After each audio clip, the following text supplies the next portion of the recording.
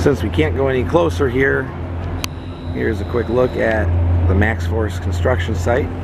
A lot more going on since I last been here. You got some metal wire framing, a bunch of things like that down in there.